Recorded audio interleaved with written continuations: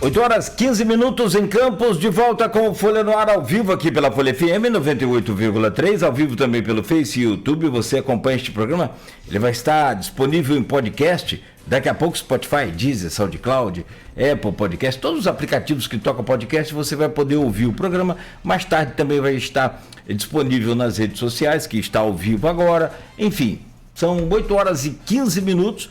Muito bom dia, sejam todos bem-vindos. Vamos continuar aqui com o Folha no Ar. Campos segue com previsão de tempo parcialmente encoberto para hoje. Temperatura máxima de 33, mínima de 24. Agora aqui no centro faz 27 graus. No oferecimento de Proteus, Unimed Campos, Laboratório Plínio Bacelar, Vacina Plínio Bacelar e Radmed Diagnósticos por Imagem. Hoje com Aloysio Abreu Barbosa na bancada. Estamos conversando, recebendo aqui neste programa o deputado federal Glauber de Medeiros Braga. Glauber foi suspenso temporariamente, vamos falar sobre isso agora, mas se vocês me permitem rapidamente, porque no dia 6 de janeiro nós conversamos aqui com a Heloísa Helena, que assumiu esse mandato aí de 6 meses para cobriu o Glauber. Ela declarou aqui, Glauber, que não gostaria de assumir hipótese alguma nessa situação. Foi por obrigação. O Glauber, para quem não ligou o nome aí, a pessoa está nos acompanhando pelo rádio, não viu a imagem, ele é prefeito, ele é deputado, filho da prefeita de Nova Friburgo, a Saudade Braga. Tem história na política daquela região serrana do estado, foi suplente em 2009, a partir de 2011 assumiu como deputado federal, ainda pelo PSB, e daí em diante, em 2015 ingressou no PSOL. Como deputado federal, só para fechar aqui, o Glauber e Aloysio, várias comissões importantes naquele congresso, ele assumiu a presidência da Comissão de Educação. Entre outras coisas, também foi líder do PSOL naquela casa. Aloysio, com a apresentação devida agora feita, chamo você para abrir esse bloco aí, por gentileza. É só a gente falar algumas coisas que eu acho que são necessárias da eleição do governador para passar para o episódio que gerou a suspensão e para a projeção da eleição nacional ao presidente. Pelo que o senhor falou no bloco anterior, está muito claro que o senhor considera, e todo mundo que conhece do PSOL também não, Eduardo Paes um candidato de esquerda, né? Embora ele seja visto assim por parte do bolsonarismo, né? Pela aliança que ele tem com Lula. Ele foi agora pressionado, né, por não definir o palanque para Lula, o apoio a Lula, foi pressionado por uma parte do PT que queria colocar Siciliano no mandato tampão, né, numa maneira de dar um palanque garantido para Lula. Siciliano já abortou dessa ideia na semana passada. Né, o Rio, as movimentações do Rio, bastidor, são, como diria Nogueira, dá uma série da Netflix, né, não caberia nesse programa. Mas, sendo o senhor ou não candidato ao governo do Estado, ou outro companheiro, você falou, tem mais 2 pessoas, mais 2 nomes do pessoal que também pleiteiam essa pré-candidatura, indo no segundo turno, acontecendo no segundo turno, entre Paes, que me parece matematicamente hoje, se houvesse segundo turno, ele está no segundo turno, né? Com um candidato de direita, vamos botar aí, estamos falando só suposições pré-candidaturas, um Douglas Ruas da vida, ou um Rodrigo Pimentel, que também chegou a pontuar bem na Real Time Big Data no final do ano passado. Qual seria a postura sua particular do pessoal num segundo turno entre Paes, com o apoio de Lula e um candidato declaradamente de direita? Luiz, é evidente que a nossa posição sempre é de derrotar, ou seja, a prioridade política é derrotar a extrema-direita. Agora, não tem candidatura que entre numa eleição e que possa ser vitoriosa se de antemão ela diz que não vai estar no segundo turno e já adianta um cenário onde ela se exclui da possibilidade da disputa. Eu te digo com toda sinceridade, se eu entrar nessa batalha como pré-candidato a governador do estado do Rio de Janeiro, não vai ser para marcar posição, não. Vai ser para fazer o debate político, tensionar, ir para o segundo turno com o Eduardo Paes e, a partir daí, ter a possibilidade de ter um outro cenário, uma outra história e a possibilidade de vencer a eleição. Eu não sou daqueles que falam assim, não, eu vou para essa eleição só para reforçar princípios.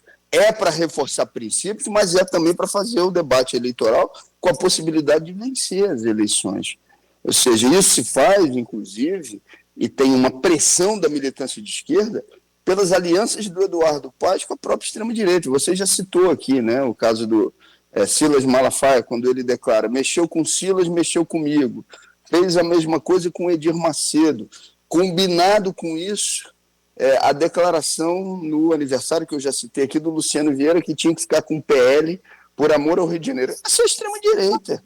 E se não fosse o suficiente, pega a entrevista do vice do Eduardo Paes, o Cavalieri, que não é alguém que tenha personalidade própria para dar uma entrevista sem ter sido combinada com o próprio Paes, onde ele faz a avaliação do que aconteceu na PEN no Alemão, ele critica nominalmente figuras públicas do PT como Benedita, chamando de blá, blá, blá, aquilo que estava sendo falado sobre segurança pública e elogiando a matança do Cláudio Castro. Então é isso, ou seja, que conversa é essa? Né? Ou seja, quem está buscando fazer alianças e uma articulação com a extrema-direita para disputar o governo do Estado é o próprio Paes. Né? Então aquilo que foi um voto útil, que procurou se costurar antecipadamente, por exemplo, na eleição da cidade do Rio de Janeiro, e o meu companheiro Tarcísio Mota, deputado federal, pessoa honrada, e um deputado importante para o estado do Rio de Janeiro, quando ele foi candidato a prefeito, houve um tensionamento de que tinha que votar no Paes para evitar a eleição do Ramagem, que era o candidato apoiado por Bolsonaro. Só que nessa eleição, o apelo é o contrário, ou seja, o apelo das pessoas, e principalmente da militância, que de alguma forma se identifica com a esquerda, a esquerda tem que ter um candidato para a gente não ficar refém das alianças que o próprio Paes está fazendo com a extrema-direita, Malafaia e companhia. Ou seja, então o cenário se inverte, inclusive nas tensões e na pressão que a própria militância tem feito. Vou mudar a pergunta, vou reformular. Um segundo turno, o senhor se decide pré-candidato, define, passa nas convenções e se torna candidato. O senhor consegue ter êxito na campanha e vai ao segundo turno com o Paes. Quem o senhor acha que o Lula apoiaria? Não sei. Eu não tenho como te dar uma resposta nesse sentido, até porque isso vai depender de um conjunto de fatores, né? Vai depender da forma como o Paes se posiciona no primeiro turno. Agora, eu também não quero tapar o sol com a peneira. Hoje existe uma decisão do PT no estado do Rio de Janeiro, o apoio deles é a candidatura de Eduardo Paes. Né? A nossa candidatura não se coloca como quem está com a expectativa antecipada desse apoio. Nós não estamos nos colocando e nos movimentando a partir disso. Ou seja, nós sabemos agora, uma coisa é a decisão, com todo respeito, à cúpula dos partidos. Outra coisa é a decisão da base, da militância. Né? A base e militância de esquerda dos mais variados partidos não vão votar em Eduardo Paes. Ou seja, esse é o fato. Ou seja, e estão ávidas, estão procurando uma candidatura de esquerda, não só para votar, mas para militar, para ir para a rua. Nessas reuniões que eu estou fazendo, parte é de militância do PSOL, parte significativa de militância do PT, tem militante da UP, do PCB, do PCdoB, ou seja, dos mais variados partidos da militância de base. Então, não necessariamente aquilo que é feito como acordo por parte da cúpula dos partidos, ele é acompanhado pela militância de base. E é exatamente o que vai acontecer. A base não quer votar em Paes e quer ter uma candidatura que possa chamar de sua, não só para votar, mas para fazer campanha, para militar. Vamos chegar, então, à parte do episódio que gerou a sua suspensão. No dia 16 de abril, né? Como é típico do MBL, né? Aquela coisa, bota o celular e tal, vai seguindo a pessoa. Dentro do prédio do Congresso Nacional, um militante do MBL fez... O senhor estava com sua mãe, o Nogueira citou a carreira política de sua mãe, estava com sua mãe doente naquele momento, e ele fez provocações à sua mãe, né? Mãe é aquela coisa, né? O que é de mais sagrado para qualquer ser humano, né? Sendo ele religioso ou não. O senhor reagiu fisicamente, só deu literalmente deu um pontapé nas nádegas dele. Inclusive, eu estava até falando com o Jonathan Paz, que intermediou essa entrevista aqui. Um abraço grande para ele. Nosso companheiro, em breve vamos estar aí junto, agradecer a ele por absolutamente tudo. Também endosso aí o abraço do senhor. Me lembrou muito, que eu não vivi, por óbvio, né? Eu sou de 72, me lembrou Mané Garrincha, na semifinal de 62, na Copa do Chile, onde ele ganha aquela Copa sozinho. Chile nunca tinha chegado a lugar nenhum em Copa do Mundo, dentro do Chile, semifinal virou um caldeirão. Sentaram o Bambu e Garrincha. Garrincha uma hora encheu o saco e deu um pontapé na nádega do lateral esquerdo chileno e foi expulso. Foi expulso, não jogaria final, porque está expulso, não joga final. A CBF deu um jeito, pegaram o juiz, deram um migué para o juiz, botaram o juiz no avião, com tudo pago, férias pagas, tipo aí o Taiaiá do Toffoli, para o juiz não entregar a súmula, porque sem a súmula não tinha efetivação da expulsão. Garrincha joga a final, né? O episódio do senhor me lembrou muito esse episódio do Garrincha, mas, para a realidade, o senhor se arrepende daquilo que houve? Eu não tive nenhuma CBF, né, para mandar o juiz para fora. Pelo contrário, os meus juízes, os meus julgadores ficaram até o último minuto tentando aprovar a cassação e estavam dando como certo que o fariam, que o conseguiriam. Arthur Lira dizia para todo mundo que ia ter mais de 400 votos para a minha cassação. Falava isso para todo mundo. No dia e, claro, numa decisão que se faz por um fio de cabelo, que foi o que aconteceu, porque teve uma votação que se decidiu por 6 votos. Como eu votei, meu voto não seria computado, nós estamos falando de 2 votos, né? Porque é uma alteração de um lado para o outro, né? Ele entra cuspindo marimbondo pela chapelaria, o jornalista estava lá acompanhando, xingando, tudo quanto é nome, dizendo, não é possível que não consiga 257 votos. Então, essa soberba do Lira acabou ajudando também na vitória contra o processo de cassação. Só estou dizendo isso para dizer que eles tentaram até o último minuto, imaginando que conseguiriam. E te respondendo a Luísio objetivamente, não me arrependo, né?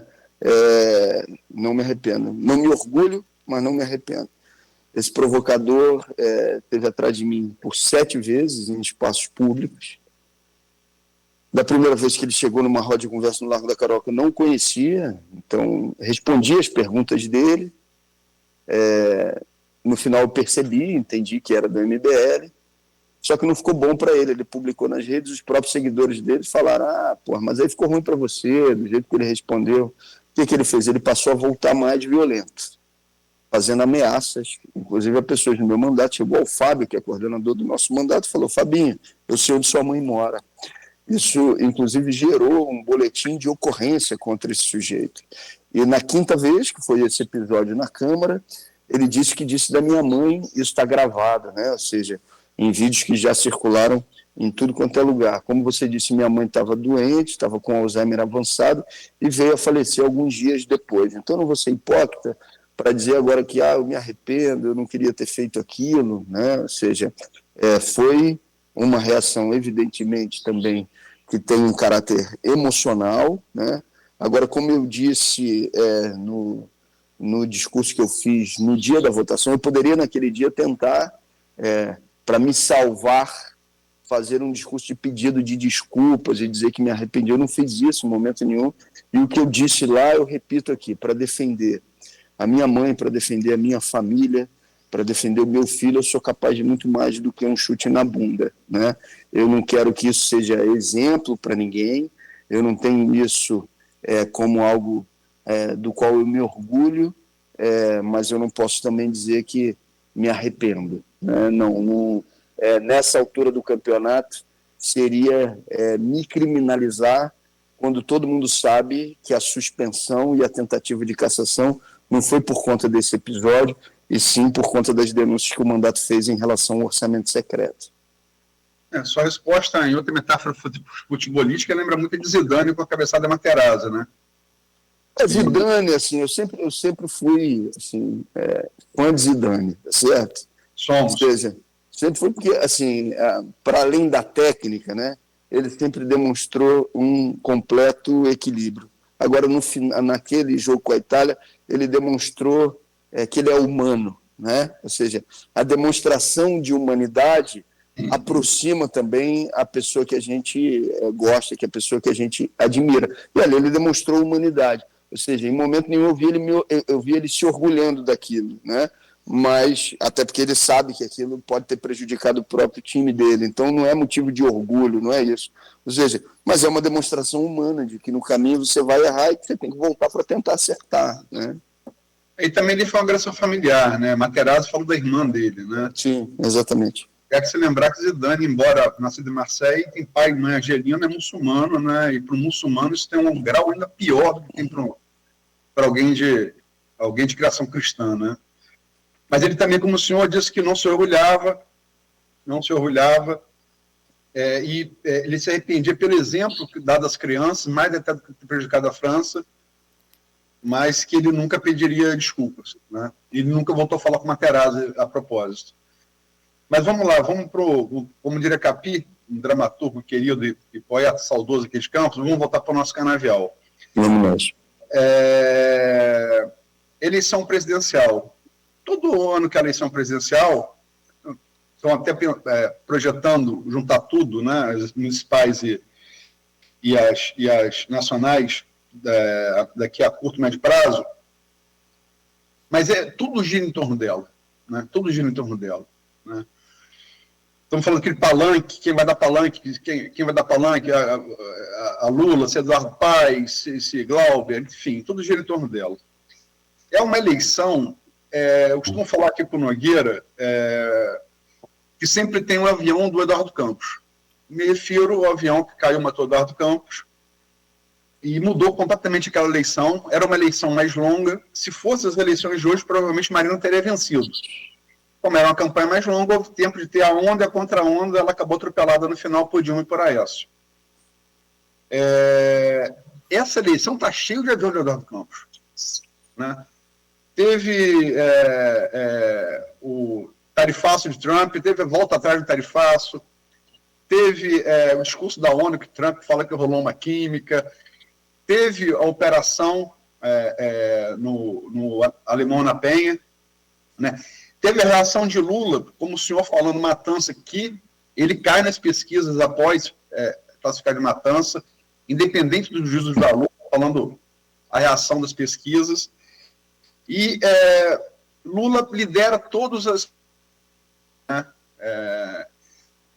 Ideia, Quest, Atlas Intel, como falei em relação à GERP, tem a Poder Data também deu uma rejeição um pouco maior, mas também não considera Poder Data, porque também mexe no PNAD, e quem mexe no PNAD eu não prefiro nem analisar. Lidera em empates técnicos, variando com Tarcísio e com Flávio, né, na projeção do segundo turno, lidera o cenário de primeiro, lidera numericamente os segundos, mas nesse empate técnico, e o grande empecilho de Lula, aprovação de governo. Em todas as pesquisas, ela gira em torno de 50, aprovação e desaprovação. É uma margem muito pequena, né? Como é que o senhor, com base nas pesquisas, no que o senhor tem visto nas ruas, projeta essa eleição presidencial? Eu acho que nós vamos ter uma repetição do duro cenário vivenciado há um pouco mais de 3 anos atrás, né? Acho que a gente está vivenciando no Brasil já há bastante tempo aquele cenário dos 30, 30, 30, 30, 30, 40, né? Ou seja, 30% com uma posição já muito consolidada de voto na extrema-direita, 30% com uma tendência de voto A esquerda, 30%, 40% no meio do caminho, pendendo para um lado ou para o outro.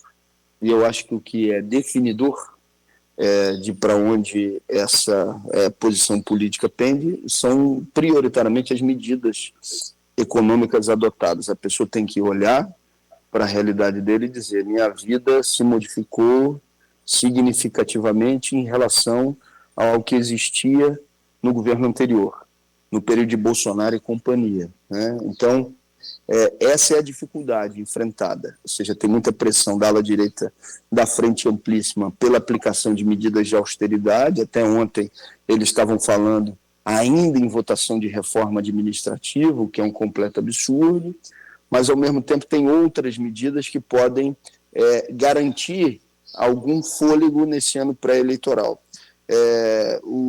A isenção do imposto de renda para quem ganha até R$5.000, se de fato o governo coloca peso e energia pelo fim da escala 6x1, essa é uma medida aprovada, as pesquisas também indicam, pela maioria da população brasileira, então é uma pauta importante.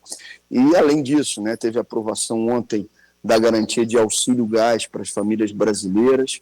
Agora eu acho que tem também uma oportunidade perdida, né? Se batalhas estruturais tivessem sido realizadas para a garantia de condições materiais mais consistentes para a população brasileira durante esse período, nós não estaremos passando por esse sufoco agora nas próximas eleições de outubro, que vão ser eleições duríssimas, eu não tenho dúvida nenhuma disso. A nossa prioridade absoluta tem que ser derrotar o Flávio Bolsonaro, né? E a candidatura competitiva para fazê-lo é a candidatura de Lula. Isso não quer dizer que a gente não tenha que ter respeito por candidaturas que vão afirmar princípios fundamentais, fazer o debate com a população brasileira, como a UP agora lançou a candidatura da Samara, o PSTU vai ter também a sua candidatura. Agora, o que se apresenta como candidatura competitiva para derrotar Flávio Bolsonaro é a candidatura de Lula. Num cenário de intervenção internacional, como a gente está tendo, com Trump de olho nas terras raras, ter um Flávio Bolsonaro na presidência da República é ampliar o fechamento de regime para um processo de ampliação de restrição das liberdades democráticas com perseguição direta a figuras de esquerda de maneira exacerbada. Então, evidentemente, nós temos que derrotá-lo. Para mim, o cenário vai ser esse, Luiz.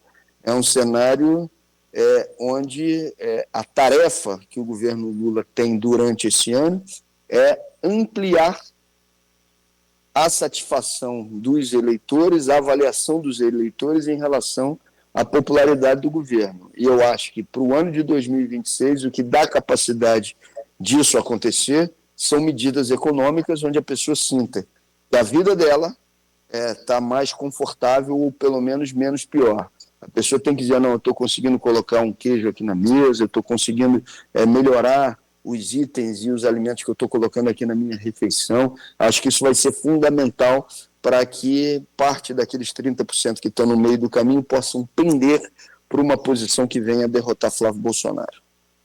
Eu falei de ideia, falei de Quest, falei de Atlas Intel, se citar a última, perdão, a Paraná. Também certo. Dá um número parecido. E Atlas e Quest e Paraná estiveram os 4 que mais acertaram em 2022, né? A Atlas Intel também tem um bom trabalho, inclusive fora do Brasil, inclusive nos Estados Unidos, antecipou a eleição de Trump lá, né? Até um orgulho, um instituto brasileiro que atua no Peru, atua no México, atua na Argentina. Eu vou pegar o Felipe Nunes, o cientista político, CEO da Quest, no que o senhor falou, para tentar explicar para o ouvinte e o telespectador.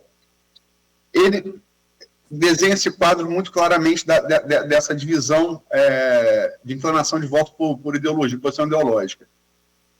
Entre direita bolsonarista e direita não bolsonarista, 30%. Né? Varia um pouco, 32%, 33%, mas a magia, 30%.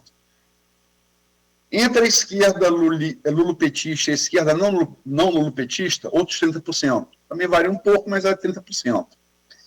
E os chamados, que ele chama de independentes, na rede são chamados de isentões, seriam outros 30%. Mas ele identifica com base na taxa de comparecimento na última eleição que esses independentes, a taxa de abstenção eleitoral é muito grande, né? Ele calcula que só 10% desses 30 independentes vão votar. Ele fala que é nesses 10% que estão a definição da eleição.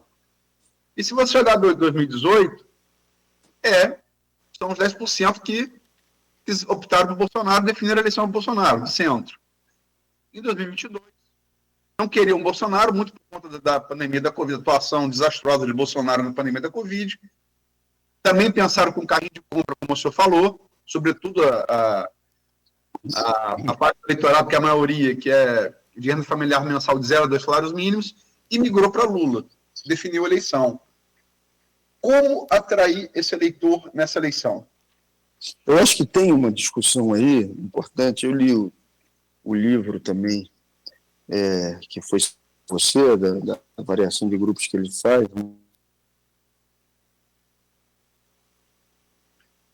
Travou aí? Travou para mim. Travou também aqui para mim. São 8 horas e 41 minutos. Estamos ao vivo aqui com Folha no Ar, conversando com o deputado federal Glauber. Travou? É isso. Voltou. Agora voltou, legal. E você falava do livro que você também... Para mim, em momento nenhum aqui travou, mas eu vou continuar de onde eu estava, que é o seguinte. Assim, tem uma decisão política a ser adotada. Entre aqueles que estão no meio do caminho, qual vai ser a prioridade política por parte da esquerda nessa eleição? Vai tentar convencer a Suzana Vieira a não ser lavajatista, ou vai ser recuperar o eleitor da Baixada Fluminense, da Zona Oeste do Rio, que já votou em determinadas eleições no Partido dos Trabalhadores e que deixou de votar, ou que está desalentado, ou que algumas eleições não vota porque acha que é tudo a mesma coisa e que não faz a diferença. Então, eu acho que a prioridade política ela tem que se dar em trazer para o nosso lado esse voto da classe trabalhadora, porque, para além de tudo, se avaliando do ponto de vista programático, tentar fazer com que a Suzana Vieira não seja lavajatista, é evidente que eu estou fazendo aqui uma alegoria, traz junto um programa econômico de natureza liberal, programa econômico esse, que no final das contas desagrada a maioria da população e faz com que o governo não consiga implementar medidas econômicas que sejam necessárias e que sejam percebidas pelas pessoas como algo que teve uma alteração real da sua qualidade de vida. No meio desse caminho, tem os dois grupos, mas evidentemente o grupo mais numeroso é aquele que é representado, é o que é classe trabalhadora. Eu acho que essa tem que ser a prioridade política. Então, respondendo a Luiz a sua pergunta bem objetivamente, assim, é a priorização dos temas econômicos na campanha eleitoral. A única vez, o Nicolas Ferreira, por 2 vezes, ele foi para as cordas e teve que se explicar nas suas redes. Uma delas foi porque não assinou o requerimento de tramitação da proposta de emenda constitucional pelo fim da escala 6x1. Por quê? Porque parte significativa do seu próprio eleitorado é a favor do fim da escala 6x1. Esse é o debate político que tem que ser feito prioritariamente pela esquerda, na minha avaliação, no ano de 2026. É isso que atrai uma parte significativa desses eleitores que ainda não se definiram. Deputado Glauber Braga, virando agora a chave para senador do Estado, a gente tem também um cenário bem interessante de analisar. O senhor já confirmou aqui, admitiu aqui várias vezes a liderança do Castro nessa de senador, principalmente depois daquela operação lá na Penha e Alemão. O Garotinho, que deu uma entrevista conversando com Aloysio Abreu Barbosa nesse final de semana, disse que Castro não vem nem a senador. E tem um processo que a gente tem que lembrar, que é daquela secretaria dele também, que está para ser julgado aí a qualquer momento, né? O CEPERJ, o escândalo do CEPERJ, o que pode possibilitar talvez, enfim, Depende, isso tá no judiciário. E pegando a eleição passada para o Senado, a esquerda no estado do Rio se dividiu e Romário, parafraseando aqui Aloysio com os bons exemplos de futebol que ele tem, Romário entrou com bola e tudo naquela, foi embora, levou Romário também de direita. Como que fica esse cenário sem o Flávio, que agora é pré-candidato, e ele era o primeiro nas pesquisas do estado do Rio para senador, na possibilidade ou na impossibilidade de Castro vir ou não, vamos colocar nessa condição, como é que fica a esquerda nesse cenário? Abriu as portas para a esquerda se unir ou é difícil, impossível a esquerda se unir até para senador no estado do Rio? Nogueira, na última eleição... Desculpa, Aloysio lembrou. Benedito, Aloysio... É o nome da esquerda, do Senado? Benedito é o nome da esquerda? Boa. Nogueira, lembrando aquela eleição, né? A última eleição. As candidaturas que eram identificadas com partidos de esquerda, no caso a candidatura do Molon e do Siciliano, de fato houve essa divisão, mas a direita também se dividiu naquela eleição, né? Então, a extrema-direita, você teve a candidatura do Romário, você teve a candidatura da Clarissa Garotinho, você teve a candidatura do Daniel Silveira, que teve um percentual grande de votos, numa eleição que era um único voto. Nessa eleição são 2 votos para o Senado Federal, né? E com 2 votos para o Senado Federal, as pesquisas indicam que a candidatura da Benedita, ela tem fôlego, ela tem força política para disputar uma dessas vagas, né? Agora, é fundamental que você tenha partidos como o PSOL postulando também o Senado Federal. Porque se você abre numa candidatura de 2 votos a possibilidade da pessoa votar numa candidatura de direita, numa candidatura que se fantasia de centro, mas que de fato é uma candidatura de direita, o que pode acontecer é você diminuir a possibilidade da candidatura de esquerda se eleger. Então você precisa ter, na minha avaliação, já que são 2 vagas, 2 candidaturas de esquerda posicionadas. Eu não participo diretamente das instâncias do PSOL, apesar que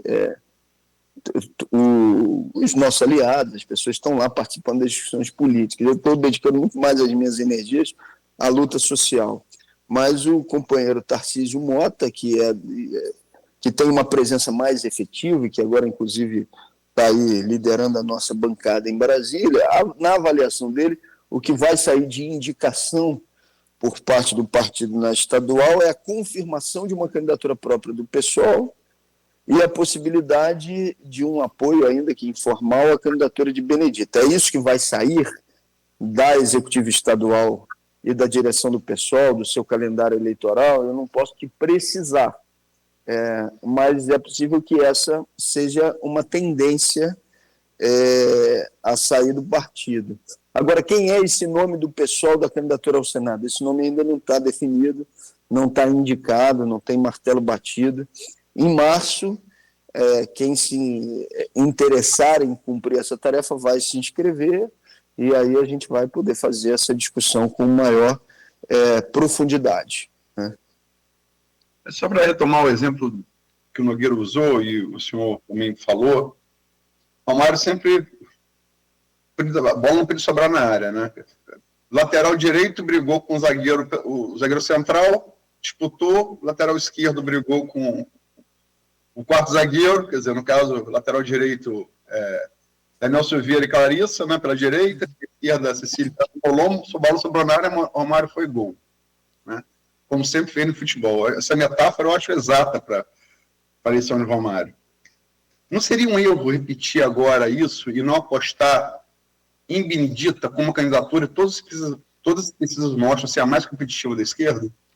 Mas como eu te disse, Aloysio, pelo que tem de indicativo hoje no PSOL, né, a se confirmar a candidatura da Benedita, isso ainda tem que ser definido pelas instâncias, mas o que tem se definido como posição de maioria, pelo menos aparentemente, é um apoio, ainda que informal, à candidatura de Benedita. Por que eu digo que é ainda que informal? Porque nós vamos estar em coligações diferentes, né? Ou seja, o pessoal vai ter candidatura própria ao governo do estado do Rio de Janeiro. Agora, eu ainda... É uma certeza, vai ter candidatura própria ao governo do Estado. Eu vou fazer essa discussão política ainda com o campo socialista, que é o campo no qual eu milito dentro do PSOL, e essa decisão vai ser tomada pelo campo, né? Agora, abrir mão de candidatura própria do PSOL ao Senado, né? Ainda que a tática seja eventualmente de um apoio, se a maioria do partido decidir por isso, de um apoio à candidatura da Benedita, não ter candidatura própria em nada ajuda a própria candidatura da Benedita, né? Porque o eleitor vai votar 2 vezes nessa eleição para o Senado Federal, né? Agora o partido vai deliberar, vai definir, vai decidir por isso. Agora, por que abrir mão de candidatura própria do PSOL para um segundo voto do eleitor ser para o Pedro Paulo ou para algum outro candidato apoiado por Eduardo Paz? Com todo respeito, essa não pode ser uma posição considerada razoável pela esquerda e mais especificamente pelo pessoal. O pessoal, na minha avaliação, mas é o partido que vai decidir isso, tem que ter candidatura. 8h51, estamos chegando no final do programa, deputado. Vou fazer minha última pergunta. A gente entrevistou aqui, como o Nogueira disse, a deputada que assumiu o seu lugar, suplente, né, na coligação com o Rede, pessoal Rede, a Luísa Helena. Já havia entrevistado ela anteriormente, uma mulher que eu tenho uma tremenda admiração. É sempre bom lembrar, a terceira mulher mais votada presidente na história do Brasil. Às vezes as pessoas esquecem isso, né? É bom lembrar. E ela falou que se estavam achando que estavam, assim, as pessoas que quiseram sua cassação, se estavam tranquilas, a Glauber 6 meses fora, que eles iam ver que o buraco ia ser mais... Não em relação a uma possível tranquilidade, que ela não ia trazer tranquilidade nenhuma a essas pessoas, inclusive Arthur Lira, né? Que é, sabidamente, aí, o seu algoz. Mas ela falou, e ela tem bancado isso na Câmara, a CPMI do Banco Master, né? Que é outro avião do Campos. Né? Pode cair meia república, inclusive o judiciário, se for caro, falar o que sabe, se ele abrir aquele celular, as imagens tem naquele celular, e tem de tudo ali, né? Isso não é especulação, isso é fonte da Polícia Federal, que viu o que tem ali. Como é que o senhor projeta o impacto que isso pode ter na eleição de uma maneira geral? E, ao mesmo tempo, como é que o senhor se posiciona em relação ao fato de Rodrigo, hoje afastado presidente da LERJ pela Operação Unicarne, pela DPF das favelas, definida pela esquerda, que está com o ministro Alexandre de Moraes, Rodrigo ter sido afastado, um desembargador preso, outro deputado federal, TH Joyce, preso, e o Rodrigo ter sido eleito por unanimidade, inclusive com os votos dos 5 deputados estaduais do PSOL. São 2 perguntas. Luiz, vamos lá. Começo pela pergunta sobre a CPMI e sobre o recolhimento de assinaturas por parte de Heloísa. Ela está correta. Qual vai ser o desdobramento? Acho que sim. Que sejam responsabilizados aqueles que cometeram crimes em qualquer esfera de poder. Agora, o que se já tem publicamente como informação dá uma demonstração de que a extrema-direita ela pode fazer firula, mas ela não quer essa CPMI. Não quer. E a obrigação moral de nós que estamos no Rio buscar o processo de responsabilização de uma figura como Cláudio Castro e como Ibanez. Cláudio Castro e Ibanez são aliados de quem? Eles são aliados da esquerda? Não. Eles são figuras da extrema-direita. Ibanez você pode até discutir se é extrema-direita, se é direita, aí eu não vou entrar nesse mérito agora. Agora, eles são aliados de um projeto político antagônico ao nosso. Né? E eles estão diretamente implicados nessa história. R$1 bilhão, mais 300 milhões de reais da SEDAI. Ainda há dúvida sobre o que vai acontecer com o pagamento das aposentadorias do Estado do Rio de Janeiro. Então, eu não tenho dúvida que essa turma tem que ser responsabilizada. E eles vão fazer, repito, fazer firula, mas na prática não vão defender. Nicolas Ferreira fez uma declaração sobre isso durante a caminhada, porque foi pressionado nas redes do porquê que não estava falando sobre o assunto. Mas também não tem interesse pelas ligações de Vorcaro e companhia com a própria igreja que tem influência sobre o Nicolas. Lagoinha. Eduardo Cunha está indo ser candidato, sabe por onde? A deputado federal por Minas Gerais. Por que ele está indo ser candidato por Minas Gerais? Alguém que conhece essas entranhas aí vai poder dar explicações mais precisas. Mas as informações que circulam é pelas ligações também políticas e de projetos de poder relacionados ao pai de Nicolas e companhia. Então, assim, essa turma, ela pode fazer firula, mas ela não quer. E nós temos que ter a responsabilização daqueles que tocaram uma ação criminosa, mais especificamente o que estão fazendo com os aposentados do estado do Rio de Janeiro. Isso quer dizer ilusão ou quer dizer inocência? Não, eu não tenho inocência. Eu sei que em determinados momentos, e eu não posso entrar nesse jogo, a extrema-direita tenta se utilizar disso de maneira hipócrita e falsa para escapar da responsabilização de decisões no Supremo Tribunal Federal. Aí eu tenho que ter a sagacidade política para não entrar nesse jogo. Eu sei também que isso é parte de um processo de disputa dentro do próprio sistema financeiro, evidentemente que é. Tem um bocado de Daniel Vorcaro aí que nós não conhecemos e que vamos ter dificuldade em conhecer, né? Então tem um processo de disputa entre eles? Tem, então não tem inocência. Agora, é um escândalo gravíssimo e que tem que ser responsabilizado. É uma questão, inclusive, política e moral para quem é do estado do Rio de Janeiro, buscando a responsabilização do senhor Cláudio Castro em relação ao crime cometido contra Rio Previdência. Sobre a votação no Bacelar, na época, alguns dos meus companheiros, evidentemente, não gostaram da minha posição, mas eu fiz questão de fazê-lo. Eu fui o deputado que publicamente vinha a público e condenar aquela posição. E tenho certeza, inclusive, que quem o fez hoje reflete, e mesmo quem possa ter, num primeiro momento, ficado chateado comigo, hoje considera que a minha posição foi a correta. A eleição para qualquer poder é tático. Não, ou seja, eleição para a mesa diretora, ela é tática, mas ela tem que também conter elementos de afirmação de princípio. Então você tem que se diferenciar de figuras como Bacelar e companhia. Você tem que enfrentar isso. Então eu já adianto aqui também uma posição minha. Se tiver eleição tampão agora com afastamento de Cláudio Castro, o pessoal tem que ter candidatura própria ao governo do estado do Rio de Janeiro. A indireta não vai ganhar por parte dos deputados, é verdade. Mas uma candidatura como a do pessoal vai lá, denuncia os poderes, mostra o que está em jogo, mostra as articulações que estão sendo feitas e que ninguém quer mostrar, porque isso prepara também a disputa que vai ser do voto direto da eleição de outubro. Aqui, Tó, são 8h58, Luiz. Pois não. O governo Lula também não quer ser CPMI do Banco Master, como o Centrão não quer.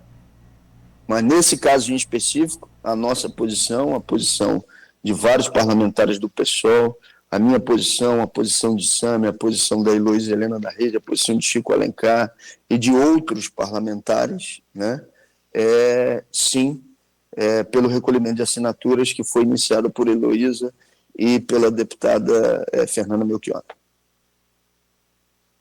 Olha, se vocês me permitem, eu acho até importante e necessária a CPMI, sim, mas se a Justiça fizer o papel dela, e eu acho que o Brasil merecia isso, porque esse loop de corrupção que a gente vive me desanima muito. Não tira a esperança, mas desanima. Porque pode estar hoje um outro Daniel da vida aí criando um outro golpe, um outro esquema maior do que esse, como a gente viu, e acho que o Brasil precisava, né, merecia dar transparência total a esse caso aí, para a gente poder resgatar a autoestima desse povo. Deputado, 9h em Campos. Agradecer muito ao senhor por estar aqui com a gente. Boa conversa, boa entrevista. A Luísa já adiantou. Parte dela vai estar amanhã, né, Luiz, no Jornal Impresso. Né? E a gente, como eu já disse, daqui a pouco, esse vídeo também disponível aí nas redes sociais, tem várias perguntas, tem várias participações que não deu tempo da gente nem acessar, mas eu quero aqui, em nome da bancada, Luiz, Marcelo, pessoal todo aqui, agradecer a vocês pelas perguntas, pela participação. Depois até, deputado, sua assessoria pode entrar lá, conversar com o pessoal aqui que está comentando no Face aqui da gente. Obrigado por hoje, boa sorte aí na sua caminhada e na sua estada aqui na nossa região norte do estado. Nogueira, Luiz, eu que agradeço a vocês por estarem aqui nos recebendo, né, pela generosidade da gente poder estar expondo aqui de forma tão livre as nossas posições, opiniões, agradecer a todo mundo que está acompanhando, que vai acompanhar, e reafirmar o convite, né? A gente está fazendo aqui o programa no dia 3, amanhã, dia 4, às 18 horas, eu vou estar então no município de Campos, mais especificamente no Sindicato dos Trabalhadores do Saneamento. Quem puder estar lá junto com a gente vai ser muito importante. Nós temos que sacudir essa política do Estado do Rio de Janeiro, esse apodrecimento da política do Rio, dominado por máfias, não pode continuar. Travou agora no finzinho aí, né? Ele fala Sindicato de Saneamento. Aqui para Campos, se não travou aí para o senhor, só para o senhor ouvir. É só falar Sindicato da SEDAI, todo mundo sabe aonde, ou pelo menos quem acompanha aqui na Rua Ouvidor, né? Quase esquina de Formosa. Aloysio. Me ouve? Agora sim, de volta. Eu estava falando aqui.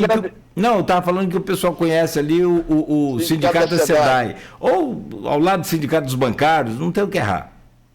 Agradecer a vocês por absolutamente tudo e até breve.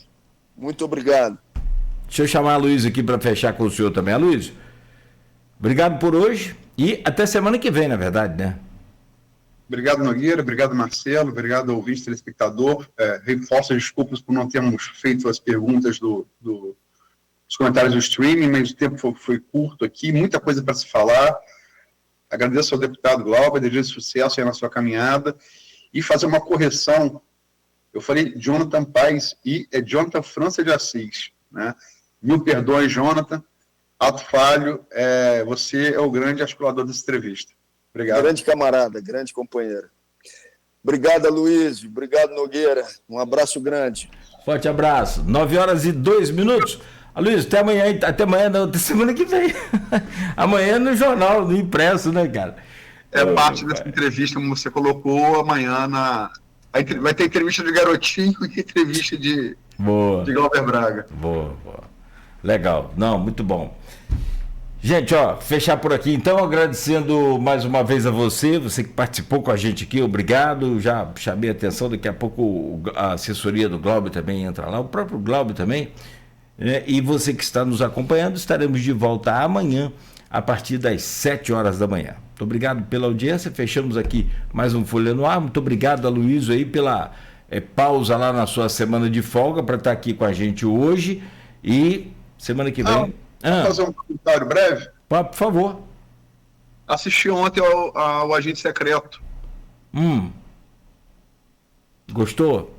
Bom, a adaptação de época de Recife é um negócio fantástico, né?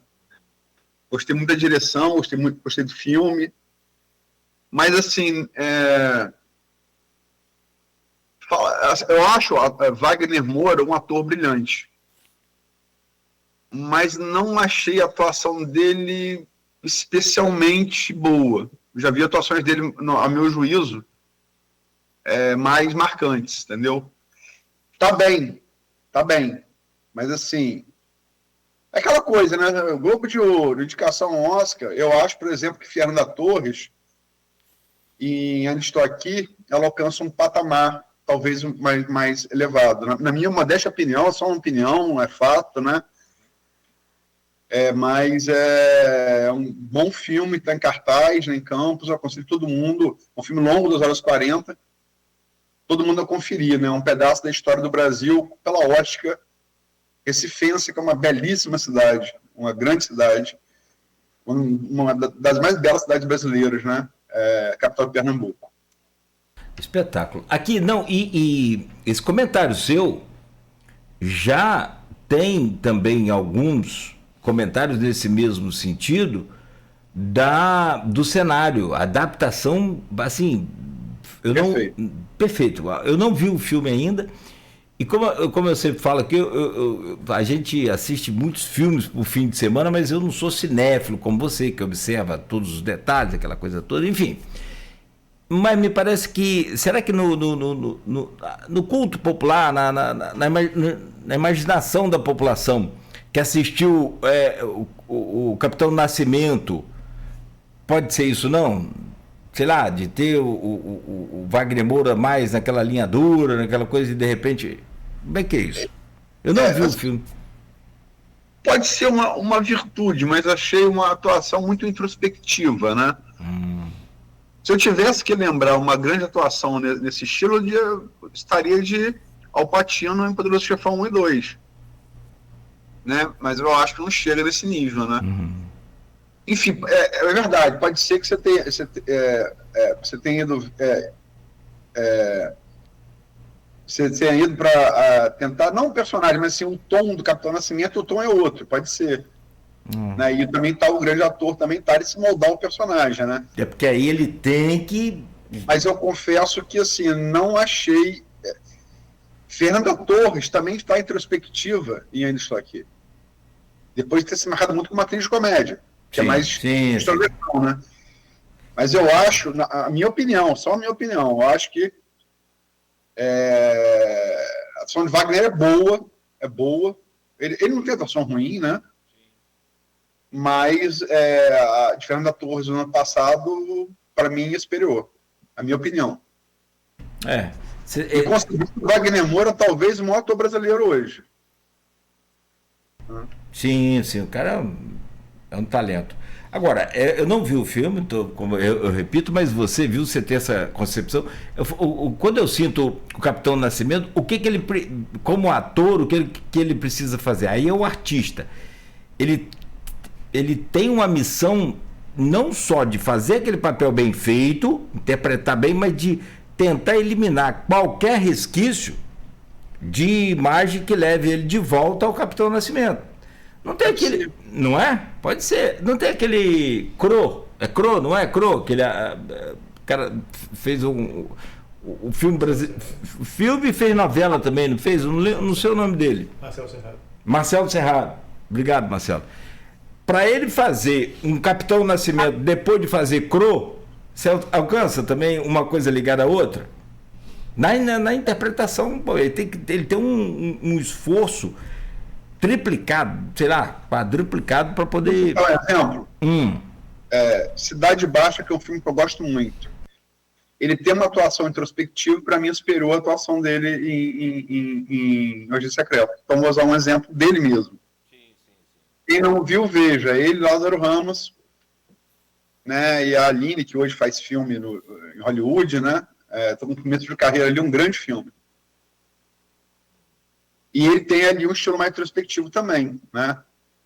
Deus é Brasileiro, ele faz mais comédia, né? Ele é sensacional.